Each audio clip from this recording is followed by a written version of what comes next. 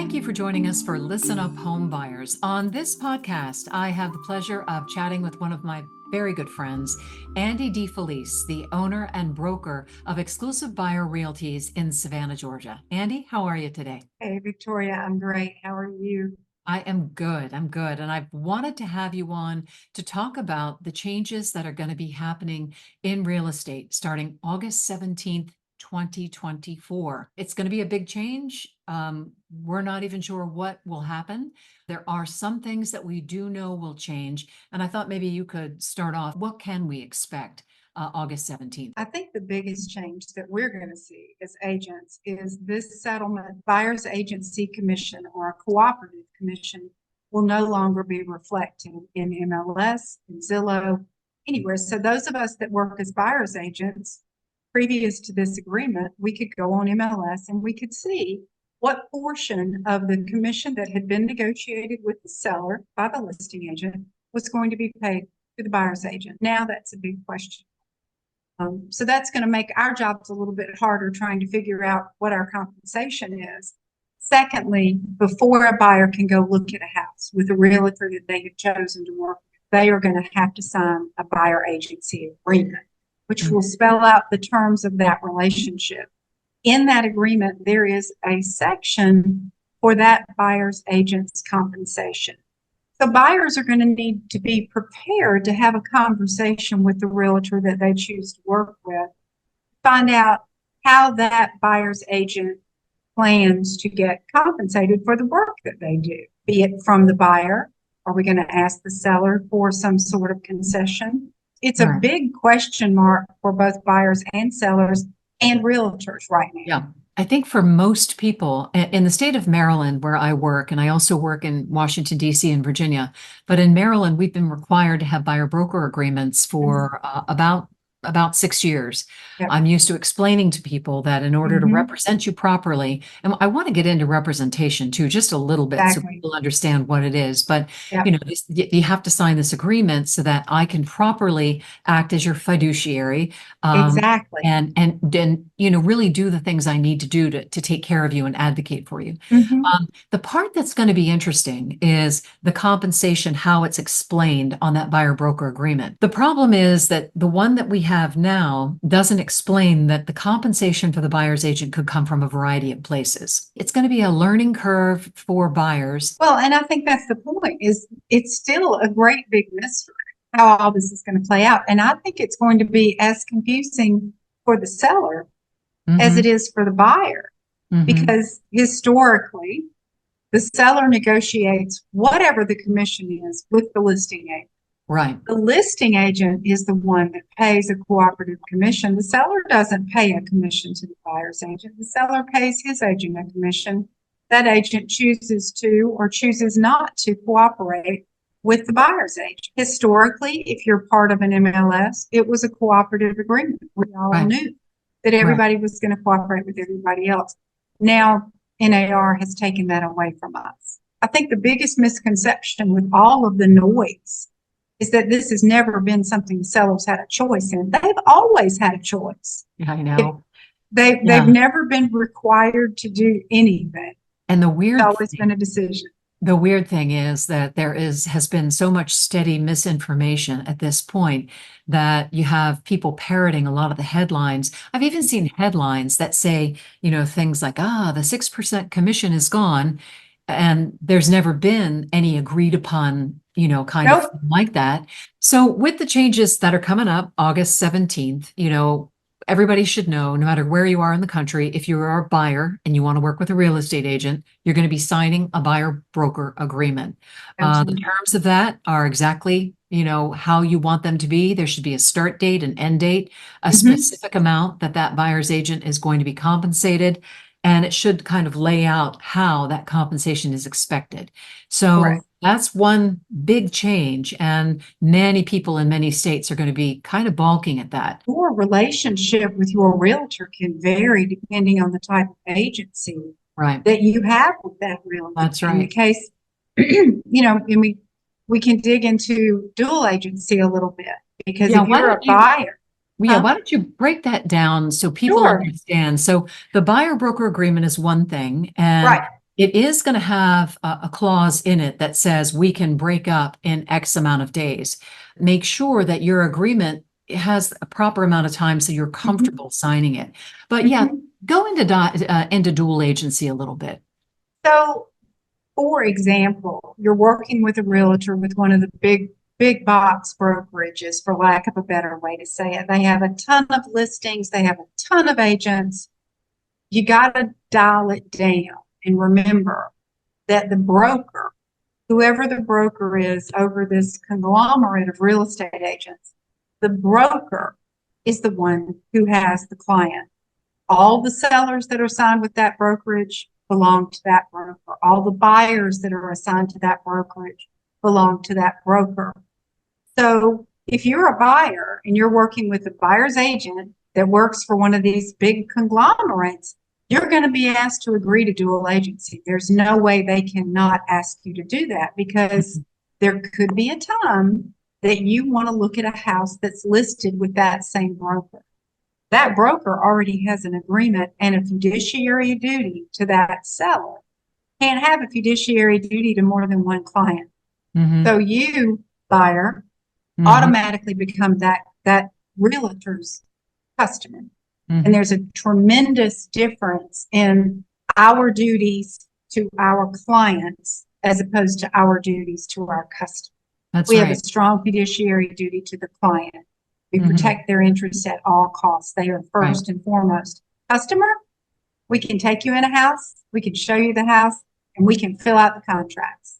Can we give you privileged information about that house? Absolutely not. Can we give you comparable sales about that house? Absolutely not. Can we give you our advice or our guidance about that house as our customer? No, we may not. We can't.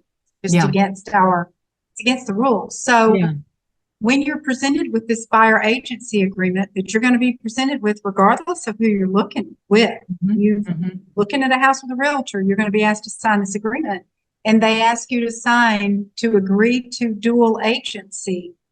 Remember, that just lessened their responsibility to you as the consumer. I don't know that people really know a lot about representation and what somebody is expected to do to protect your best interests. And I also think that a lot of buyers are going to end up signing dual agency agreements because they're going to go straight to a listing agent and agree to see that listing agent's property. And once again, just to kind of recap, that listing agent is advocating for the seller's best interests. They're trying to get the best price, the best terms, all these kinds of details. You have two opposing sides, and then so the buyer comes along and says, hey, would you represent me too?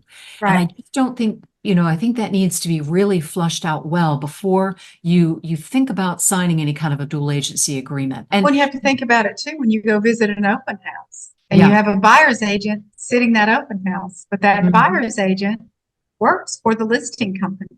Right. So, and truly, and I encourage my clients all the time to go visit open houses. If they want to go bump around to open houses, go for it.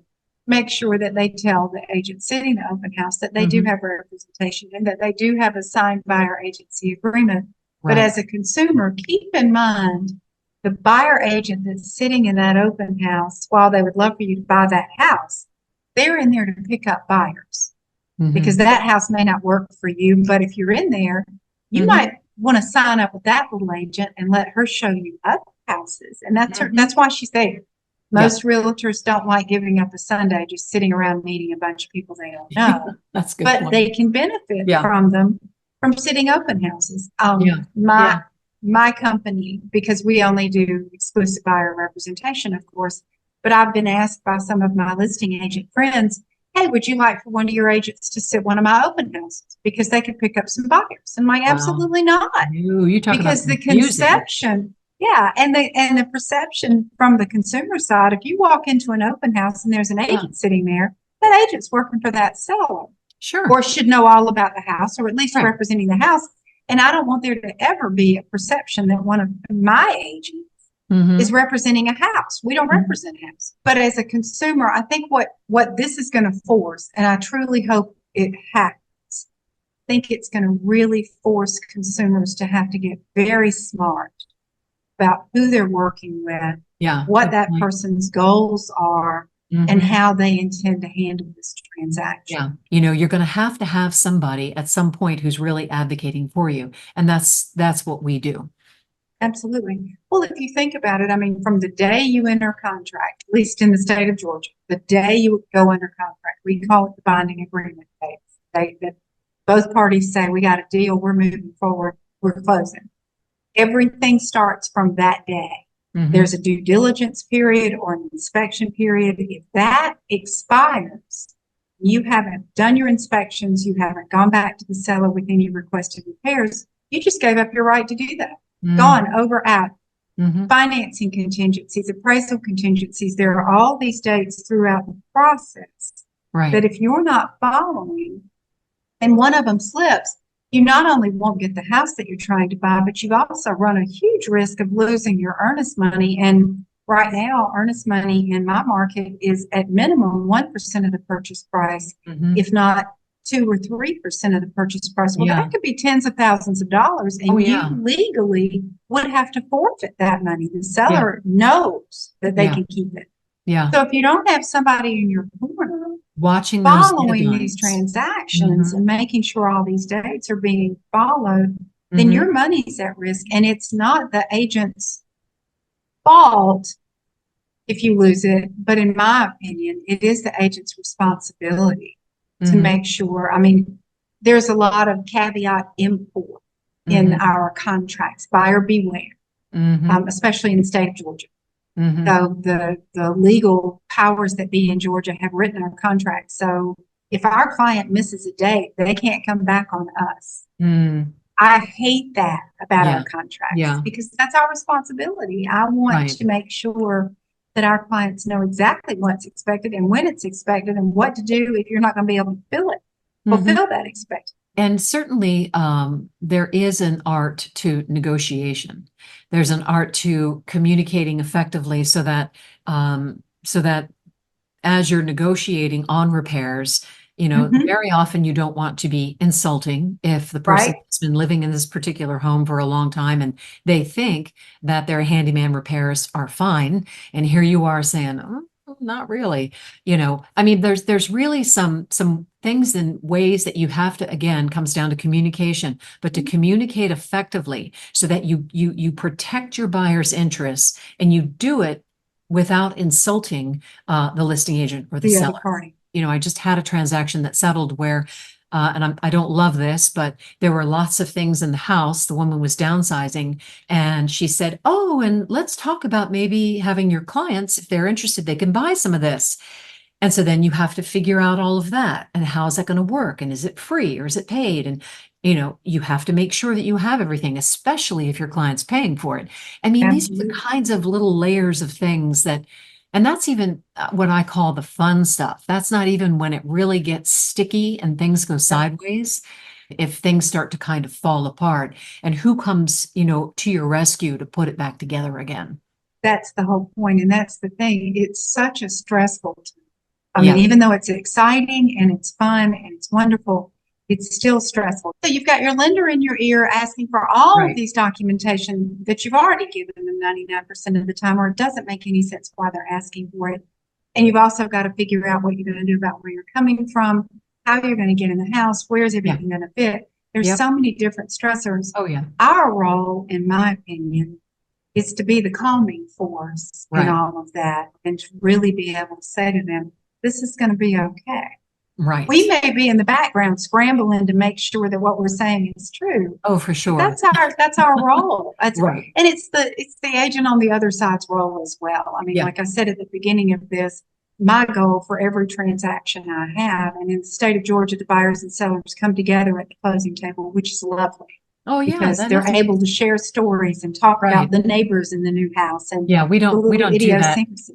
Yeah, it's Yeah. it's great if it's been a pleasant transaction. And I think that makes us, buyers agents and listing agents, work hard because we know we're going to be sitting across the table from each Yeah. other at the end of the day. Yeah. So let's keep this pleasant. Let's keep it moving forward.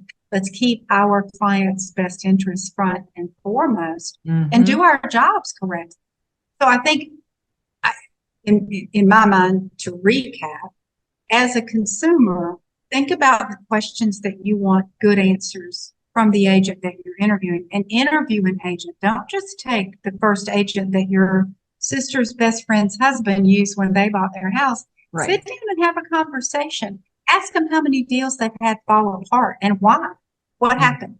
Yeah. Ask them what they do when things start to get a little tense between the seller and the buyer. Think about the way that you want the end result to be and base your interview questions to your agent on where you want to end up. Well, Andi DeFelice, the owner and broker of Exclusive Buyer Realty in Savannah, Georgia, thank you so much for joining me on Listen Up Home Buyers. It's been a real pleasure.